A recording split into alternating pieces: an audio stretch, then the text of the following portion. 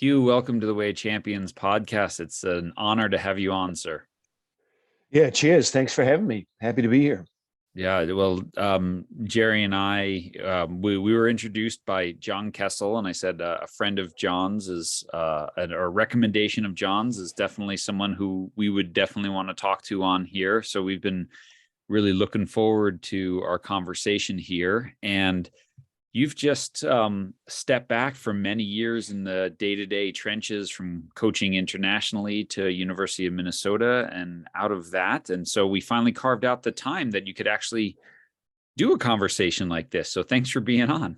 Yeah, no, that's great. I've got a little more bandwidth now than I used to, that's for sure. And if it wasn't for Case, I wouldn't be here. He was the guy that came to New Zealand under the auspices, I think, of doing a coaching clinic, but I think it was more about the fly fishing.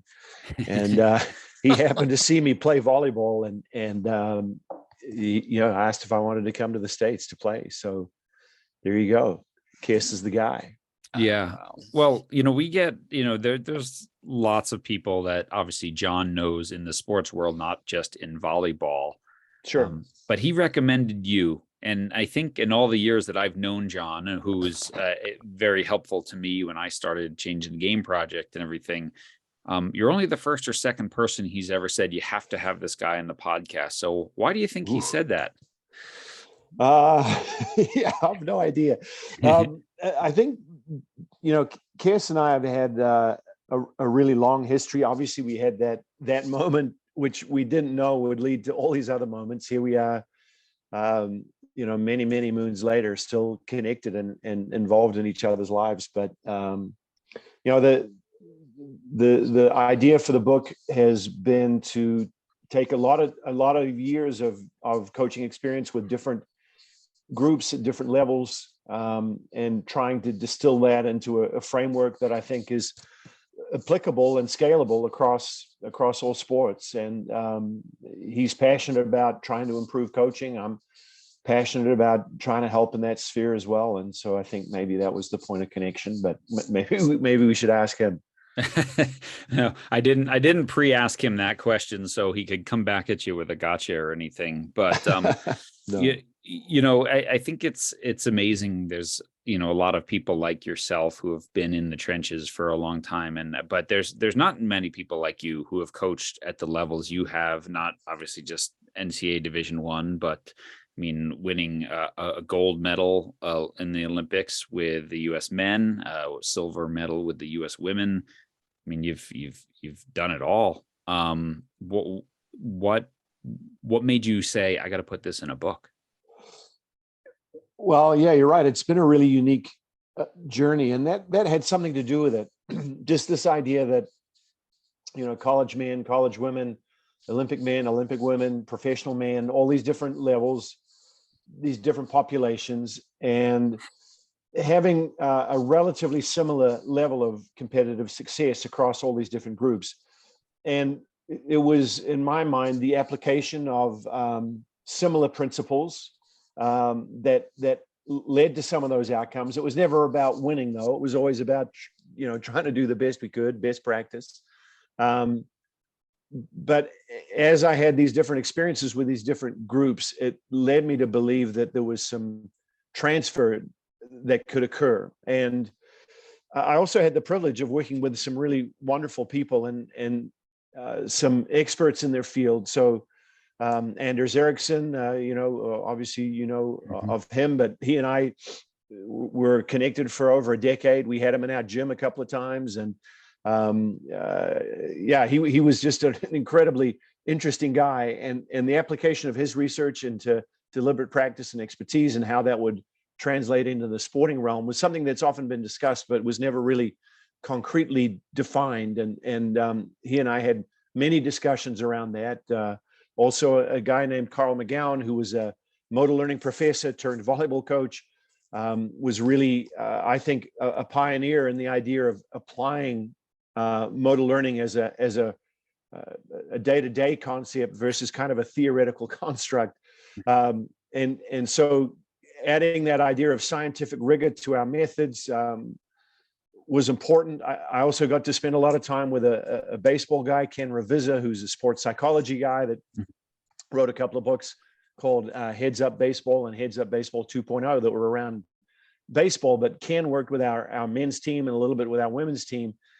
And again, the idea of applying sports psych and the mental game as being an integral part of the process of achievement and excellence, not just this complementary part, but a fundamental part of it. So where I'm going with this is, here's all these experiences, here's some interactions with some really important people in their particular realm.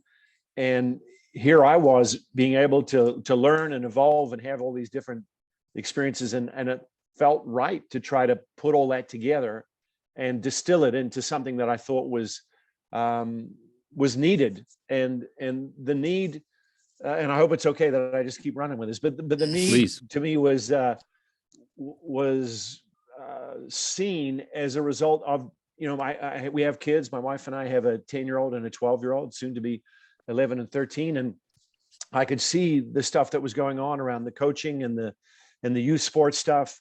Obviously I was in college sports for the last 10 years and change, and I could see the shift in the way that the athletes were when they got to us and some of the stuff that had gone on. And I started looking more closely at coaching as a profession. And what you realize is that there's a complete lack of academic rigor around this vocational profession. Here we are with 5,300 universities in our country, 57 of which offer undergraduate degrees in coaching.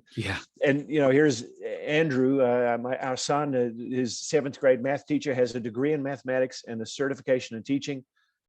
His basketball coach is a great guy. I don't know if he has a degree in anything to do with sport or basketball. I don't know if he has accounting, probably. Yeah. But here he is. And I know that Teach has a profound influence, maybe more of an influence.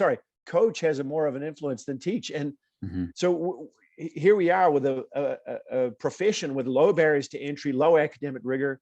All of this power and authority is given. It's not earned. We have this weird thing where we call people coach. I don't call my boss director, even though he's the athletics director. I don't, hello, Director Coyle.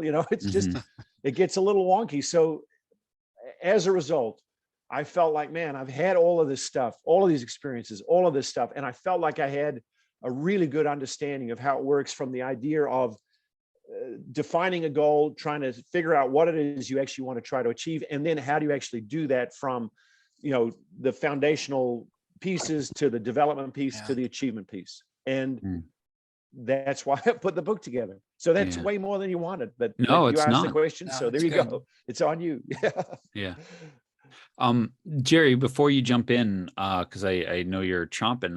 I wanted to address something he said, but go ahead, John. Well, I was just going to say, Hugh, what you said is so true, and something we talk about here all the time. That sort of from 8 a.m. till 3 p.m., our children are with people who have, degrees in, like you said, teaching, certifications, supervised by principals and vice principals. They have developed curriculums on a national and a state and a local level that what's being taught.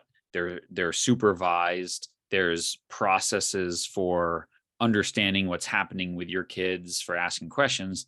And then at 3 p.m., they go to sports, and oftentimes the only qualification is, are you available?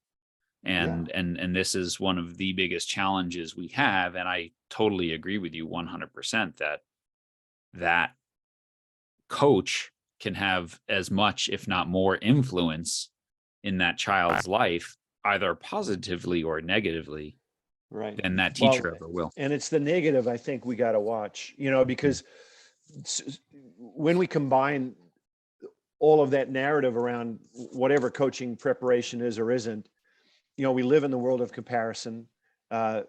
It's unfortunately so much about outcomes, and that's through social media, all the different vehicles for promoting what sport is. Sport is great because it's physical exercise, it's mental and emotional well-being. It also gives you a chance to compete, which is wonderful. Maybe you win, maybe you don't, who knows, but you can learn, you can improve, and you get to be a part of something. You get to be in the arena. I mean, there's something really special about that. But because it's so much about outcomes, kids get crushed.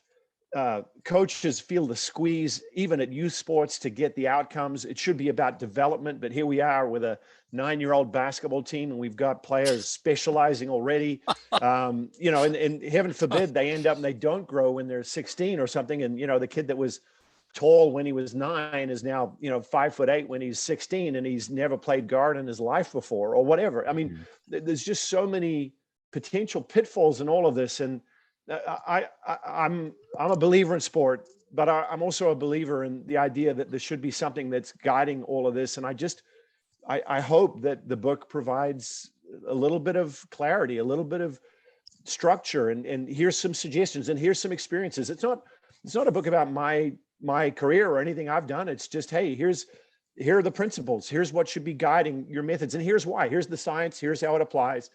And here's how you do it. Way you go. Yeah. Love it. Jerry, go ahead. Well, to your point, Hugh, everything I've learned about myself right now to this day, how I know myself and how I operate in the world and navigate all the challenges that I'm faced with, it's all been learned through sport. Mm-hmm.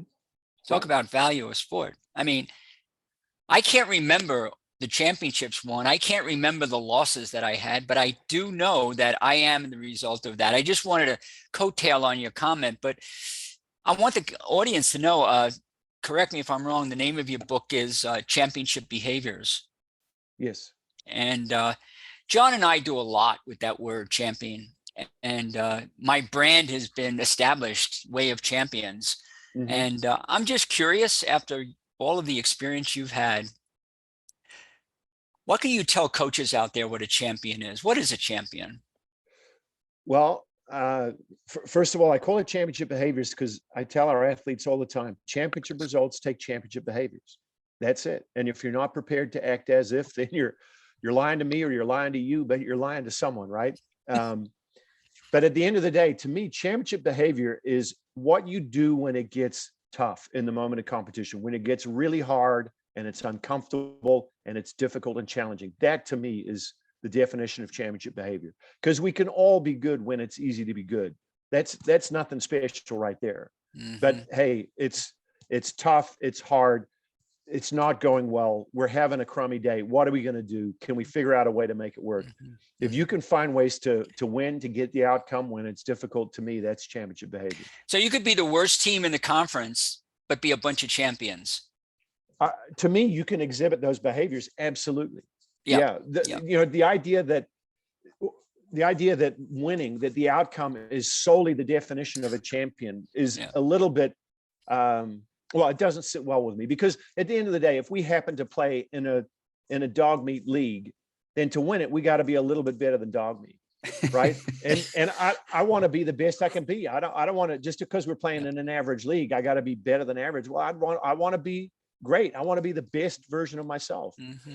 So mm-hmm. I find that relying on that definition of championship solely on outcome becomes limiting.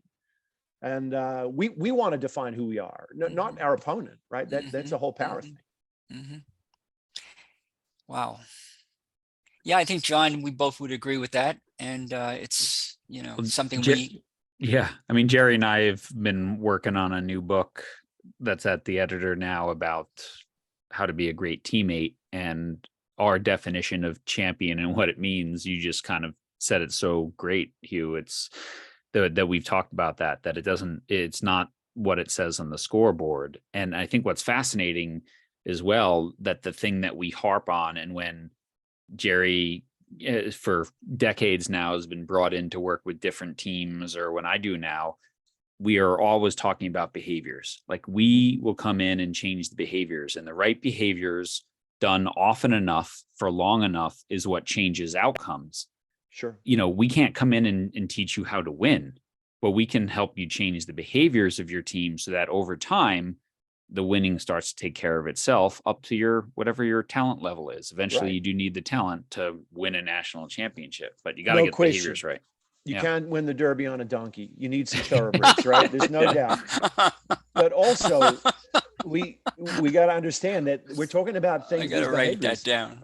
We're talking about these behaviors that maximize your chances of success. They don't guarantee it because none of this is algorithmic. The idea that sport or competition is controlled inputs leading to controlled outputs, well, that's fanciful at the least. What it is, hey, I got to control all the things I can. And it turns out there's this massive list of controllables, but most of it starts with control yourself.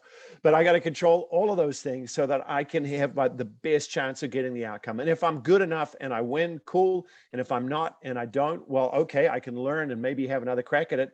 But at least I know I said and did everything I could. And that's all we can do.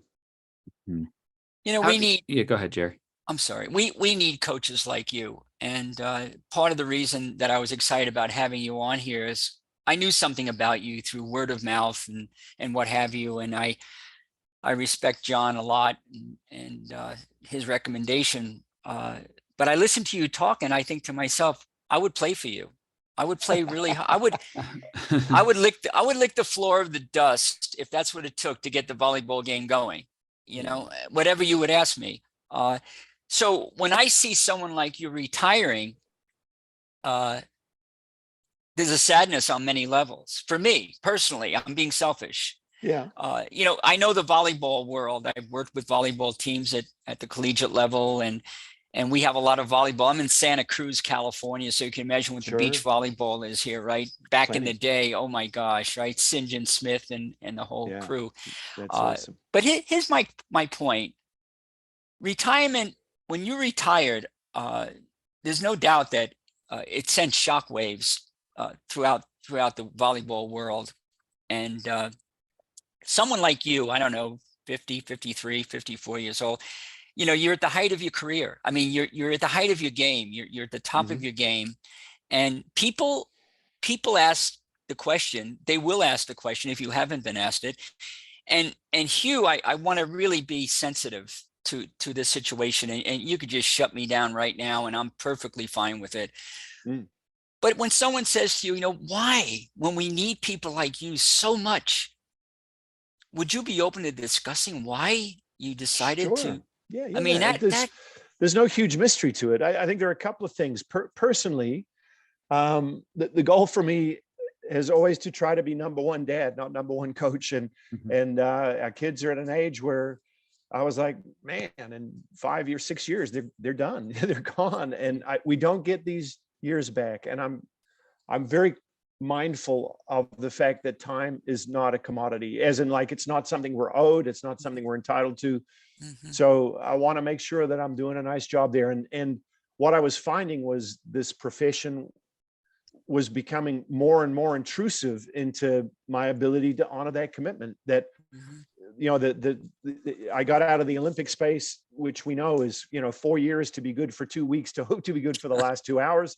And that's what you sign up for and you dive in and you go. But in collegiate athletics, at least it used to be there were some really clearly defined spaces where, you know, it was my time and now I'm back in the fold. Right. But those spaces seem to have gone away. And so it just felt like, you know, I don't know if it was death by 1,000 cuts or whatever, but all of a sudden you're like, man, all this time I used to have, I don't have anymore. And so that's part of it, right? The other thing I thought was, hey, I've got this body of knowledge and these experiences that are unique. And that doesn't make them better or worse. It just is what it is, right? I don't say that with anything other than a fact.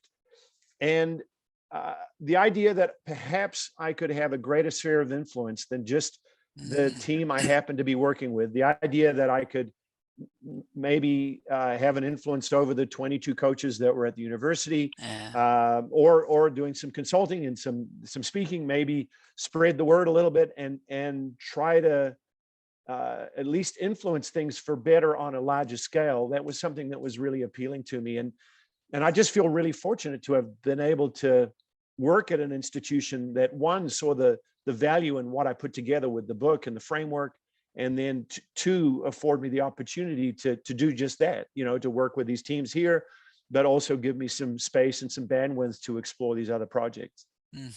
That's brilliant. Go ahead. You did mention something earlier on. I don't know if that's related, but I'll just throw it out there. And that is, you sounded like you were pretty like down on this thing about outcomes and results and what have you. And you almost seem like, hey, I'm a little tired of that stuff because this is not where Uh, it's at. well, I think we had great success here. We won I know. close to 80% of our games. We played in the toughest conference in the country. I think in the 11 seasons that I coached here, I think there's 5 Sweet 16s, 2 Elite Eights, 3 Final Fours. So we were okay. We could play. And to me, it was more about, again, going back to this idea of, hey, if it's just about winning, then what are we doing? And more importantly, I can see all these other coaches are getting crushed, and I was feeling the heat, and we were winning 80%. I mean, what's it like when you're winning 50% or when you're winning 20%? You know what I mean? Like, just coaches get hung out to dry. And again, like, we've got low academic rigor in our profession. I think I mentioned, that 53 to 57, 5,300 to 57 stat. So no one's studying to be a coach. Everyone's kind of getting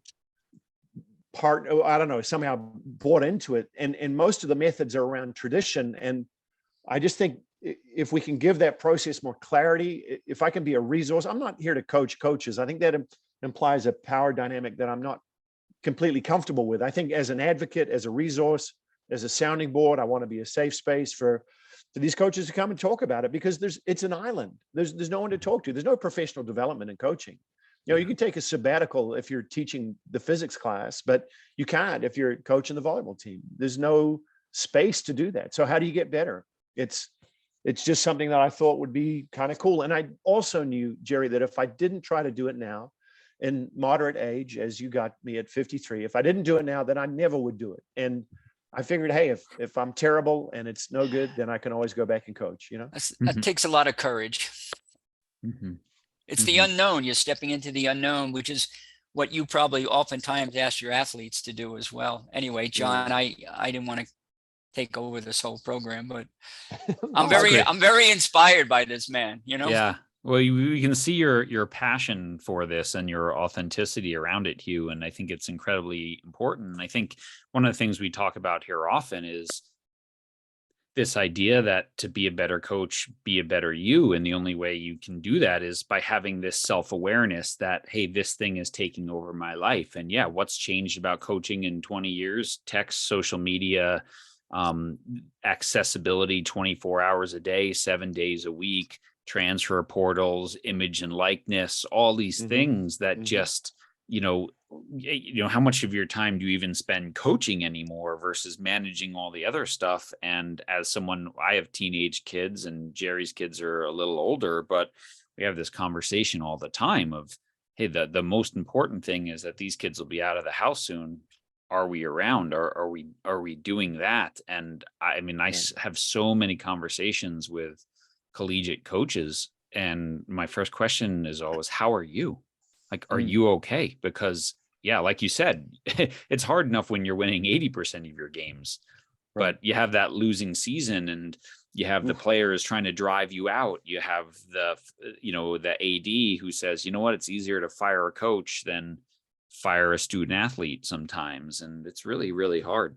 It gets complicated. And listen, there's no work-life balance in coaching, but you have to accept what you sign up for. And I think people's perception of what this is and the reality of it are quite different. And so, again, this idea of being a resource, what I'm really trying to do is make sure everyone's really clear about what our job is, and then try to give them tools to make sure that, again, going back to controlling the controllables, that we're really clear about what we're trying to achieve, how we need to get there, what are the steps, what are the things we need to attend to, and here's some best practice methods or some principles that we can apply that can help them to do that. Because at the end of the day, going back to that whole idea of best effort, we as coaches, we can only do the best we can.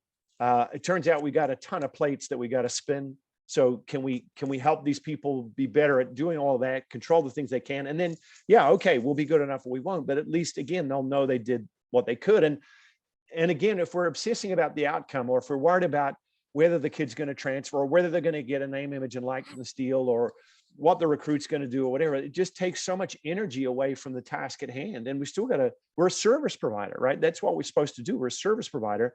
And the service we provide is helping our athletes. So it's not about us, but it is up to us. And that load, that weight gets really heavy for a lot of people, especially when they're not clear about what it is we're doing or what we're signed up for. And then they have no real path for how to actually do it.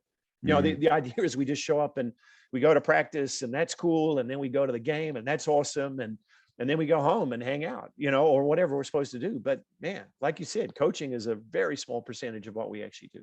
Yeah.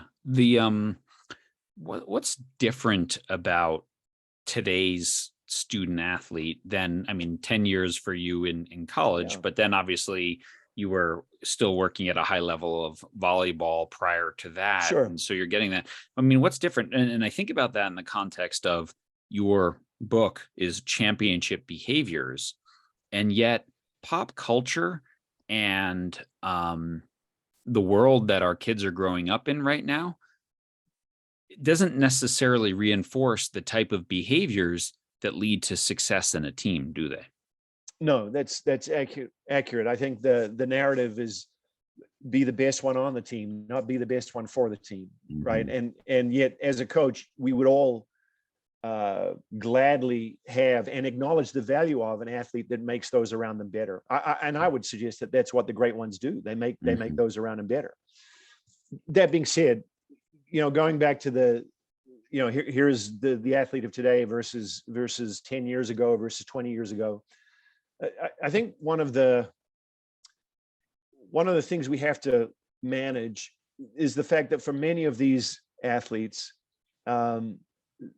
they have more knowledge, more experience in terms of field of play.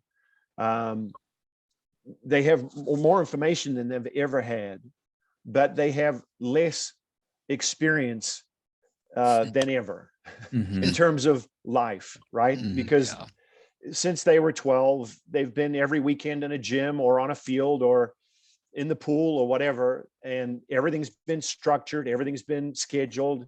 They're on this path to attaining whatever it is, a scholarship or Olympic glory or a professional contract or whatever it is, that the carrot that's being dangled in terms of this outcome that they're giving up these precious years of their youth to achieve.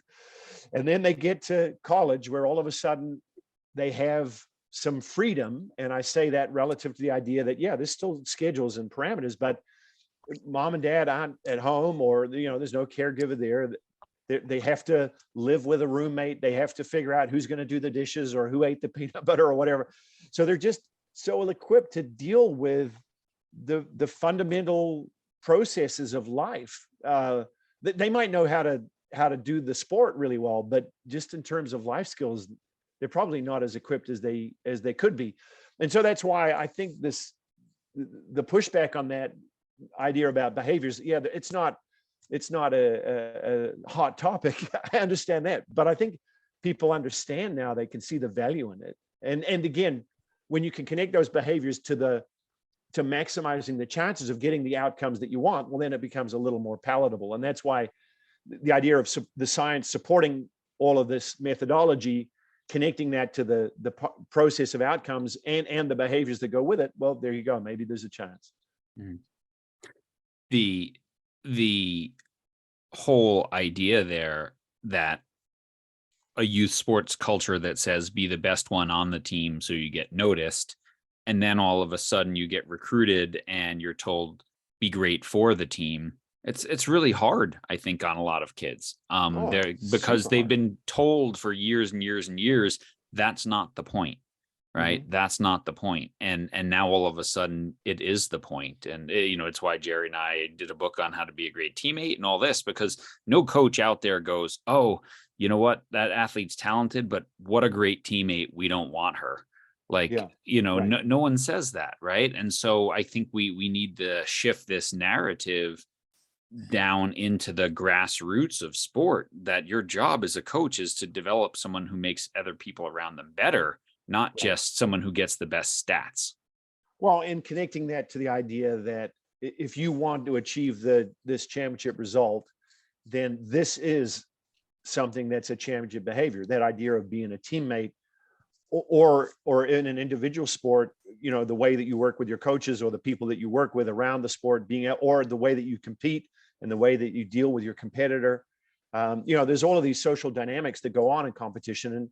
And I think that idea of you and the person that you're competing against as a social dynamic is a real thing. I mean, oftentimes there will be many people that would say, hey, if it wasn't for the fact that I was playing against athlete X or running against athlete Y, that they brought out that performance in me. You know, it was the caliber of the competition that drove me or elevated my performance. So there's all of these social dynamics. And again, you know, however we got to this idea of reducing sports solely to outcomes, it kind of is where we're at. But I think we can make a really clear case that there should be so many more considerations around what that idea of being a great athlete or being a champion really looks like. Mm-hmm. Jerry? Gosh, I so many thoughts are screaming around my head. I was just thinking of Pierre de Coubertin, the original Olympics, and what the purpose of it was. And the purpose was to create games. That's why they call them the Olympic Games. And Right. It was to have fun. Right. And boy, we've gotten off track. And my comment to what's being said here is it really creates an awareness within me, once again, how the system is broken. And we're rewarding the kinds of behaviors that are not champion-like behaviors. It's like dog eat dog. It's like, you know, our opponent is really not an opponent. I don't oppose my opponent, but it's my partner. And, you know, the original meaning of the word competition comes from a Latin root, which is, and you know it, you're nodding yes, it's compartire, right? It means to seek together. Yeah. And how often do coaches and teams come together and go to the middle of the circle and say to each other, okay, I'm glad you all showed up, and now let's do the best that we can push each other to find out how good each one of us are and bring out the best in each other. Right. And then we'll have the best game we could possibly have. Yeah. So I feel basically, you know, in this conversation, you're a kindred spirit as far as John and I are concerned. John, someday we have to get someone on here who doesn't agree with anything we're saying and see who we can get with that, you know. But I feel honestly, boy, it's a struggle. I feel like we feel like outliers in this system. Yeah. And so people say, well, Jerry, why are you still working? I'm still working because I want to continue to make a difference, and Sure. not to make a living, but to make a difference. And you know, I honor the choice that you made, because the reason and I asked you that question, the reason why you're making that choice is you want your influence to expand. I'm hoping. Yeah. Well, there's no hope about it. It's happening. You don't have to hope and wish and pray. Yeah. You just do it or you don't do it. Touche. Yeah, that's what I'm trying to do then. And you're doing it. And so I commend that. But we need more coaches like you out there. We need people who can think, and John used the word awareness, who could become aware of the value of raising fine human beings, not human doings, and to reward them for becoming great people. And let sports be the vehicle to do that. But boy, oh boy, are we off track. It's all good though. I mean, I got a couple of things. So I did a TED talk a couple of summers ago, a TEDx event in Fargo, talking about the value of sport. And there was this definition that was derived from the UN that was talking about sport as a vehicle for kind of social well-being, and you know, that it was this good thing. And so, you know, it's 12 or 13 minutes and you go through it. And where I try to bring it back to is like, I mean, that's the win we should be looking for. You know, as coaches, we should teach, we should coach, and we should mentor. We need to do all three of those things. And to that end, like, hey, you know, if we make them better people, or if they can learn life lessons in sport without incurring the collateral damage that you have to deal with when you learn life lessons in life, well, that's a whole lot better, because they can learn to move on, and it's going to be okay. But somehow the ripples in life go a little further. So that's the first thing. The other thing I wanted to just bring up is, you were talking about the youth sport and the system is a little bit complicated, and I think it is. But these expectations around our young athletes are so out of whack.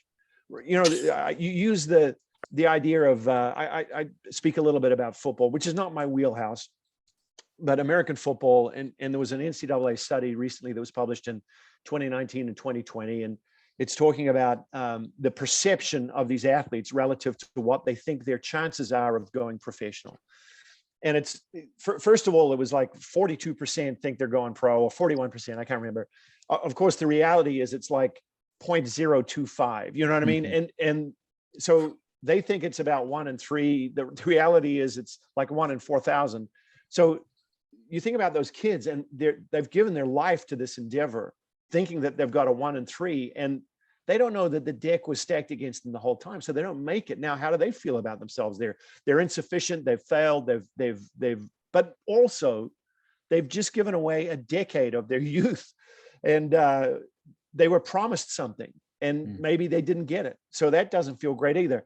In addition, the other surprising narrative around all of that was the expectations of their families. So not only were the kids thinking they had a good shot, the families were like, hey, you're going to go and you're going to be a college athlete, you're going to be a pro. And you think about a kid, I mean, that's a lot to carry around, all these expectations. So not only have you failed yourself, now you failed your family, and the whole thing gets weird. And so to your point, we're trying to be voices of reason here. We're trying to just say, hey, sport's great. And it's great. And yeah, for a select few, absolutely, they are the sporting dream realized. They make millions of dollars, and they sign $100 million deals, and they have shoe contracts, and they're in the Pepsi commercial or whatever it is. Great, good for them. But for most of us mere mortals, sport is a wonderful vehicle for life lessons and for health on lots of different levels. And it's great, and it's social, and it's camaraderie, and all those things, wonderful. And hey, if you happen to be great at it, good for you. But the idea that everyone's going to be an Olympic champion, or that everyone's going to be an NBA champion, or whatever it is, well, it's unrealistic. Yeah, and there's such that's such a great point, and there's such a unbalanced focus on childhood athletic achievement versus academic achievement, or work in their community and volunteering, right? Because we get to all go watch the game. And what I've noticed after almost 30 years of coaching now is that some of the quote best athletes are some of the most unhealthy, not necessarily, sometimes physically because of accumulated injuries and overuse, but just mentally because they've lost their identity. Their family has turned them into this thing that gets praise only when you win, or only when you or all league, exactly, or all American. Yeah. And so we have this whole generation of really unhealthy children that go, and even if they get that scholarship, even if they go play volleyball at University of Minnesota, they graduate and they're empty shells because all of a sudden that identity's gone. How did you as a coach, because when I read the quotes of your athletes, they don't talk about he taught us volleyball. They talk about how he prepared us for life. So that's always been something you've been intentional about, right? Well, after getting out of the Olympic space and getting into college sports, I made the decision that we have to be about holistic development. We're college sports, for crying out loud. So we need to be about competitive excellence, sure, not about winning, about competitive excellence. We need to be about academic excellence, right? Everyone needs to graduate, because we all know that life with a degree is generally better than life without. And we need to be about personal development. We have to be good in that space as well. And so, again, going back to this idea that sport can teach you life, we would try to weave all of those narratives, the mental game, social dynamics, dealing with conflict, working hard, dealing with failure, lifelong learners, all those kind of stuff. I mean, those aren't sports skills, they're life skills. And we would try to have that as part of it. And we wouldn't just have them there. We would talk about them so that they could at least understand. And I think all coaches have this fundamental decision, are we going to coach and teach from a position of control, or are we going to coach and teach from a position of empowerment? I choose to go for empowerment. Like, let's help them become the best they can be. Like, again, it's not about me, but it is up to me. So I'm going to help them, and they can learn to make the right choice at the right time. But many coaches, again, because there's low barriers to entry, the motives can get a little wacky for why people choose to do this. And maybe they like to be in control, or maybe they've got unrealized sporting aspirations, or maybe, I don't know, they're afforded social interaction they wouldn't have otherwise, or who knows, right? It doesn't matter how they got there. But what they want to do is they want to create some kind of weird codependency between their athletes, so that their athletes are constantly looking to them to be the guiding hand. And I have no interest in that. I want them to take control of their lives. I'm just along for the ride. Yeah. And, Yeah, and the only, well and the said. only, Wow. yeah, well said. And the only way to do that is to let them fail, right? Is Well, to let them yeah. mess up. And this is where I think we need more from athletic directors and athletic administrators, not just on the collegiate level, but the high school level, for that coach to say, I'm empowering my athletes. That means that I'm going to give them the opportunity to mess up, to lose a game, to make a bad decision. And when they make a bad decision, we can't cancel them. We have Right. to support them. They have to be loved. And we're screwing this part up really badly. And so then we're telling coaches, you better control them, because if they screw up, it's going to cost you your job too. No doubt. Yeah, Jerry. And I was just going to say, and John, let's bring parents in on that too, because the parents are behind the scenes, even at the college level. And I know, Hugh, you've experienced parents at the college level. They'll go in and they'll wonder why their kid isn't getting enough playing time, or getting enough this, or getting enough that, or this is not what we bargained for, and on and on and on. But boy, oh boy, what we have to think about is, as a coach, what are we developing? We're not going to send, no one's going to go, how many people are going to go pro in volleyball? Right.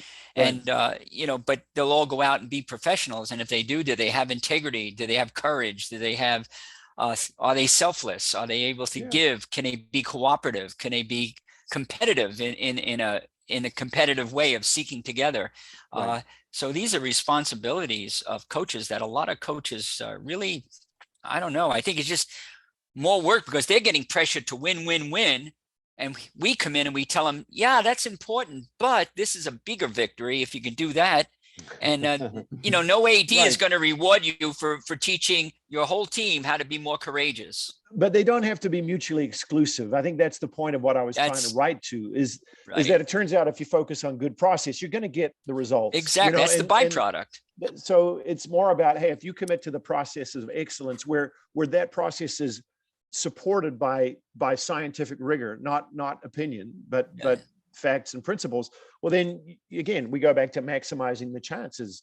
And if we can treat these people as people, not just as competitive commodities, I mean, that's the idea that, little Susie or Timmy or whatever, they're a human being, right? They're not just someone who does this athletic thing. They actually have some range and some scope to who they are and what they're about. But many times when they don't know, they've never been allowed to explore that. And so, that's something that you have to take on when you choose holistic development, is that there'll be some stuff that they're going through. And you talk about failure, but we could also say this: anyone who's become really good at anything has made plenty of mistakes along the way. They just weren't defined by those mistakes. They just learned from them. Just want to shift gears here for a minute, because a lot of coaches are out there not really privy to something you said before. I picked up on it right away, and you talked about you were kind of a service machine, or I don't know what word you used. Service provider is what. Service provider, right? Yeah. And maybe I wish people were more service machines. But John and I, we talked about finishing this book together on being a great teammate, extraordinary teammate. I've been writing about the concept of servant leadership for a long time. And while a lot of people think it's new, it's been around for a heck of a long time. And but it's now coming into the scope, the vision of a lot of administrators and people who are responsible for coaching, education, and what have you. I'm not curious in the sense I don't know like what direction you'll go with this, but since you mentioned the word service, what does servant leadership look like to you? Can you help our listeners to align with this concept? Well, if you'll allow me and possibly humor me, I would talk about it in terms of service leadership versus servant leadership. And for me, that distinction is I'm here to help you versus I'm here to serve you, which implies a little bit different power dynamic. To me, service leadership is I'm here to help you become the best you can be. You've said you want to achieve these things. My job is to give you all the tools I can to help you achieve that and to hold you to that standard. That's what I think that is. And again, I'm helping you do it. It's not I'm doing it. We're in it together. Our lives are inextricably connected. That's fine. But you're in the field of play. You're the one that has to do it. And my job is to prepare you as best I can to be successful in that moment. So it's a cooperative venture. It's you walk the same path together. I think it's a collaboration. Season to season, you're in it together. And obviously that takes, trust and investment in relationships and all that kind of stuff. But that's what you need to do, because ultimately that's what it is. We're in this together, whether you like it or not. Here we are. Yeah. I remember we had, I don't know if you crossed paths during your Olympic years. I don't even know if he was there then, was Terry Steiner, who's the women's national team wrestling coach now, but he wrestled for the legendary Dan Gable, about, Big Ten legend. And, he said when he was recruited to Iowa to wrestle, Dan Gable basically said to him, you have all the ability to be a national champion, to be an All-American. And if you do it, it's on you. You did it. I won't do it. I'm not going to do it for you. I'm going to give you the tools. I'm going to create the environment, but your success or lack thereof is going to belong to you. And Terry said how empowering that was to him versus, I'm going to make a lot of excuses, or I'm going to blame this guy or I'm that guy. The coach took no credit and said, it's you or it's not you. It's never going to be me. And I thought that was a pretty cool thing. Yeah, I agree. And I think it's actually the facts of the matter. Yeah, that's how it is, So that's important. But I can't lift the weights for you. I can't show up and hit extra balls. I can't do that for you. And I don't want to think that coaching is irrelevant, because it's not. It's really important. And it adds value in the whole endeavor. But again, culturally, we tend to, there's a mystique around successful coaches. We kind of deify these people as having the special sauce or whatever. And maybe they do, right? But I just think at the end of the day, if we come back to the idea of hey, we're here to help these people, that's what we do. And here's all these things we can do to add value to their endeavor, and away we go. Well, that's probably the best way to have it. Yeah. I always love Bill Beswick, the sports psychologist. He says, a coach, helps an athlete get to a place they've never been before and probably wouldn't get to on their own. There you go. That's it. I always have liked that definition. What do you do? Right. So I'm putting myself in the space of all the coaches listening to it and saying, okay, we have these athletes and they come from this society and popular culture and parents that are told be selfish, gets what yours, get your publicity, shine the light upon yourself. How did you build your culture at Minnesota or at with the national teams, where you were able to bring in brilliant individuals and make them one? And so sort of two-part question, right? What were you really intentional about? And then also, how did you work with the athlete who was maybe, the exceptionally talented or exceptional ability, right? Really high impact, but also high maintenance. Sure. Because sometimes those are the ones that win you championships. And they're the most work. Yeah. And they can also crush your team as well. Your team as well. So, well, let's start with that first. Yeah.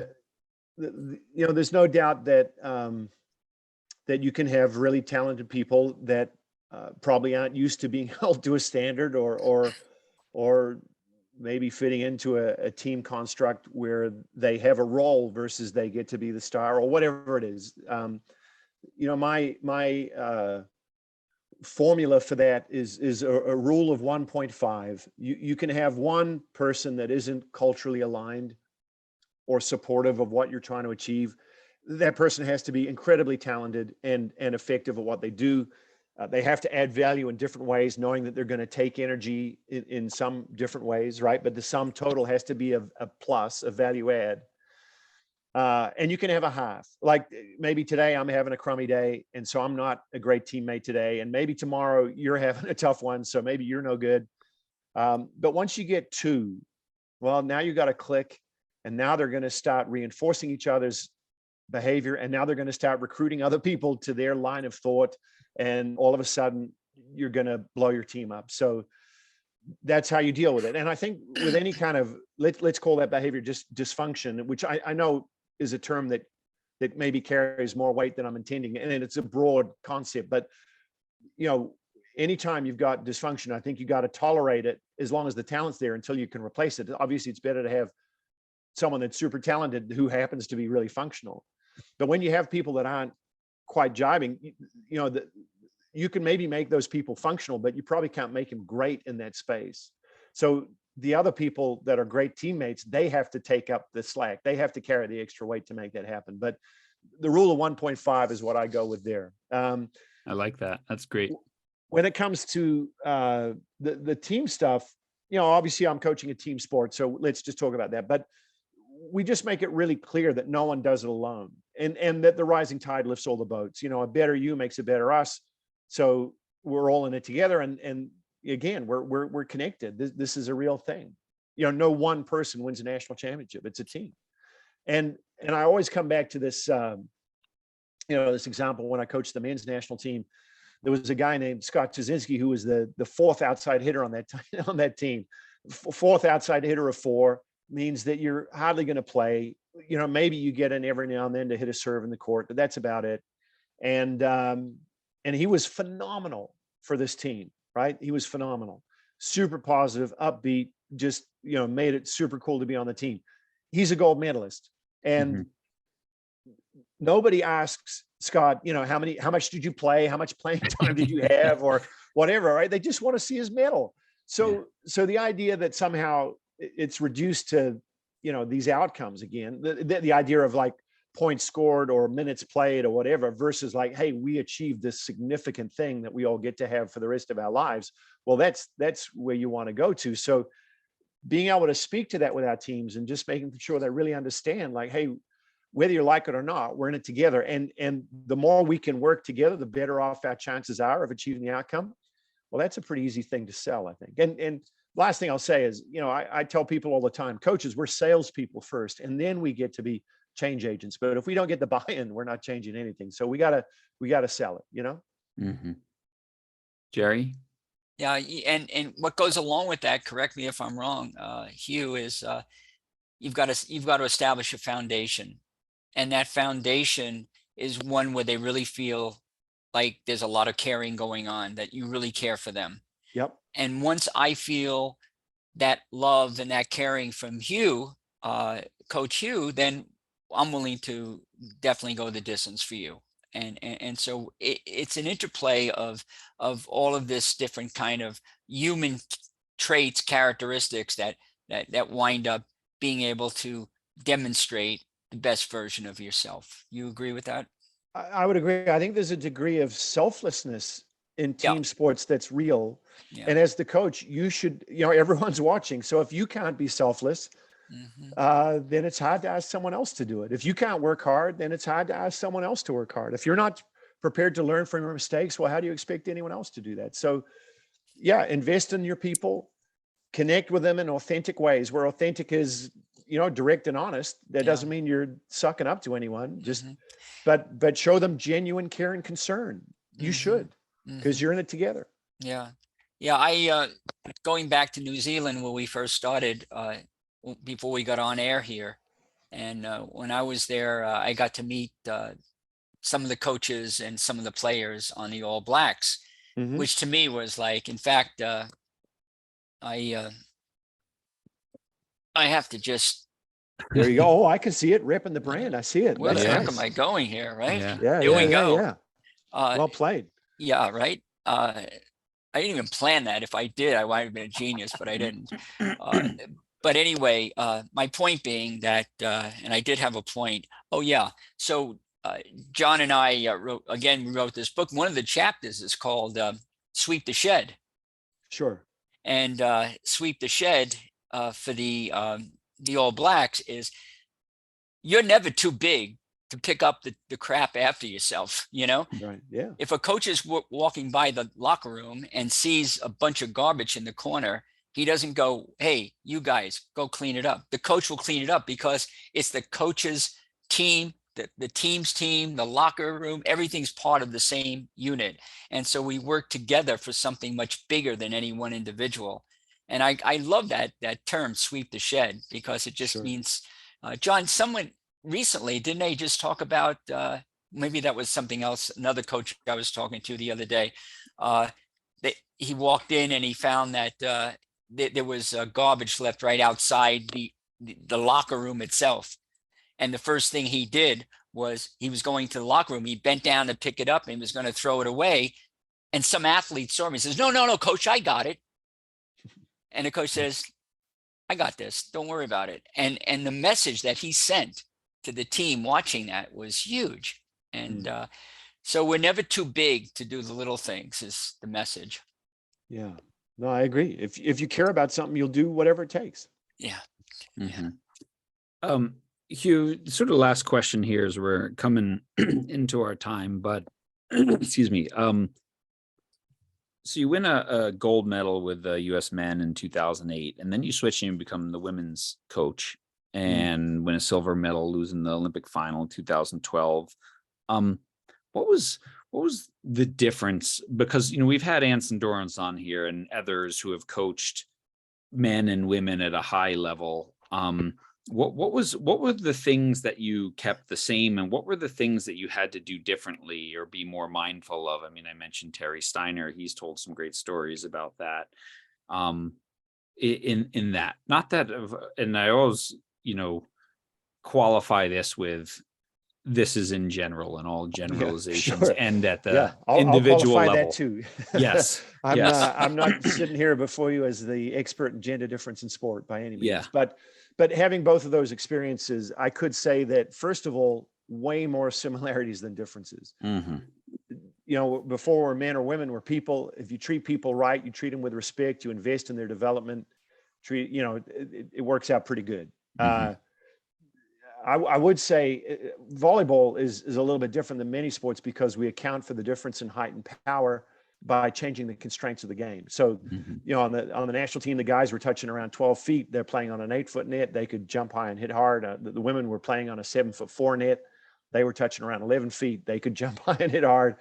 We all live on planet Earth. The laws of physics applied. So the mechanics, the movements, it wasn't that different, right? So the way we trained, the way we competed, fairly similar. You know, if there were examples of a couple of things that were a little bit different, I'd say communication and connection. You know, an example would be if we have a timeout and we're not playing great defense or something, and hey, we gotta be better on the defensive end or whatever. Then if you're saying that to the guys, generally they're all thinking that I'm talking to the guy next to them because they're like, oh man, coach is right. That guy is terrible. I mean, I've got it together, but he's sucking right now. You have that timeout with your women's team. They're all thinking, geez, he's talking to me. And you know, that difference seems really small, but it's significant. The idea that guys generally are operating from more of a position of ego, whereas our female population may be more from a position of insecurity, which, you know, when you look at the socialization of our women, we're not doing a great job at making them feel 10 foot tall and made of steel. Right. So that's one thing. Maybe in the connection piece, I think if you're, you know, you could be in a practice with the guys and whatever, John, you go and dive and make a great play. And we stop practice. Hey, look at what John did. He's never done that before. That was incredible.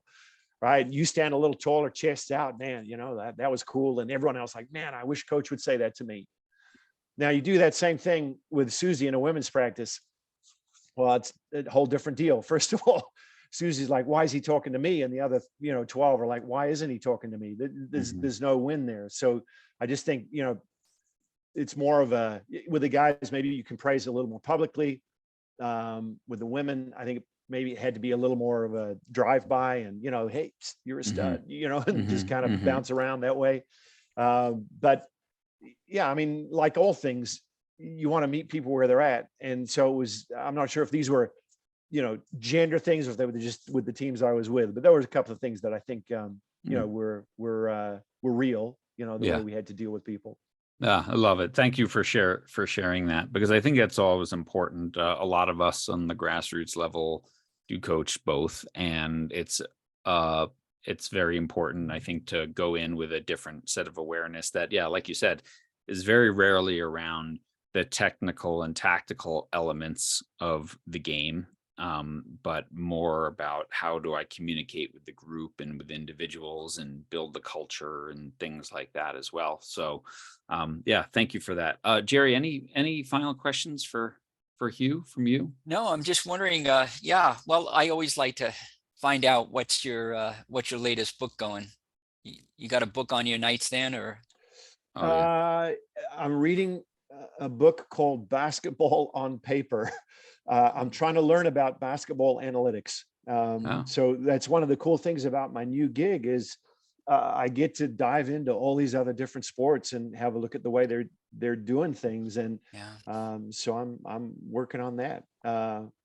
But one of the things that's been crazy about this transition is, as we spoke to earlier, this idea of having more control over my time and energy. I like to read, and I've just had this job that's gotten in the way for a lot of years. And so it's just wonderful to have the space and the energy to dive in and learn some different things, because I know I don't have all the answers, but I got lots of questions. So it's cool to work on those. Yeah, it's been great.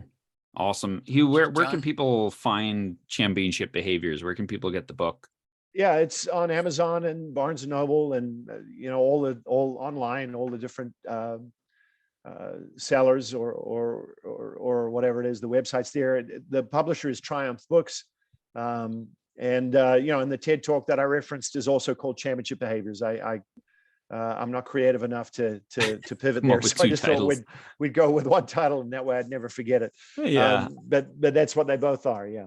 Is there a website or a way that people could best connect with you? It's a work in progress. I'm 2 months into the new gig, and so I'm doing that. But it's if you go to the University of Minnesota, it's easy enough to find me there. Yeah, we'll work on the championshipbehaviors.com or something and see if we can get it going. But listen, if everyone has any questions, always happy to connect. And like I said, the University of Minnesota, I've got my information. We'll go from there. Brilliant. Well, this was an unbelievable talk. I've been thinking definitely in the latter half of it about the latest book that I was gifted and been reading by David Cook, and it's called Greatness. And he says greatness is something that goes beyond success, and he defines it as selfless exceptionalism. And I've been thinking about all the behaviors that you were talking about and what we are striving for on this podcast and in sort of, reforming youth and high school and college sport to make them better and more fulfilling. And I think everything that you've written about and you've talked about today is this same idea of selfless exceptionalism from you as a leader, but also that's what championship behaviors are. And I think so many people are going to listen to this and take a bunch of notes and hopefully go out and pick up your book, because it's a great read. So thank you so much. When do you expect to drop this, John? Probably 2 weeks. Okay. Yeah. So 2 weeks from now. Yeah. Yeah. Good. All right. Hugh, anything else? Any final word for our listeners? Well, the only thing I would add is if anyone's interested in the book, it's split into 3 different sections. The first one is describing what I would call the foundations of achievement. There's a little bit of an interplay of deliberate practice and goal setting that I've created about how to connect what we hope to achieve to our daily intention, be that in terms of our learning and practice or our competitive intention, plus some discussion about motives and mindsets and all that kind of stuff. The second part is about development. And I spent a lot of time. I have a graduate degree in exercise science, getting into motor learning and some other bits and pieces, and just really looking at how that process of skill acquisition occurs, but also I expanded it into skill application, which I think is really important. It's one thing to learn how to do it. It's a whole different thing to learn how to do it in the big moment. And we all know that at some point it gets big. And then the last thing was about achievement. And what I've found over my experience is that the popular narrative around achievement is that we tend to silo all these different parts. We go to a sports psych, we go to a nutritionist, we go to a speed and quickness coach, we go to a strength coach, we go to practice to work on our physical skills, whatever it is, and then try to throw it all together, right? But what I've found is that there's kind of this physical, mental, and social spheres. If we use kind of a Venn diagram approach, and you could see it as the three circles, if you connect those, what I find in terms of best chance of achievement is when you're operating at the center of those three realms, the physical, mental, and the social. And so, here's maybe a little bit different approach to how you can connect what you're trying to achieve to how you're going to try to get good enough to do it to how you actually have to do it. So that was the idea for the book, that it could be this, for want of a better term, kind of soup to nuts, we from the dream to trying to realize it, and give people a practical guide to not just the science behind it, but how that science applies in the day to day. Brilliant. Awesome. Well, the book is Championship Behaviors. You've certainly lived enough of them, coached enough of them. And I think it's great to see you out in the world influencing, coaches, not only at your university, but in the world as well. It's going to make a big difference. So thank you so much for being on the Way of Champions podcast. Well, thanks for the opportunity. I really appreciate it.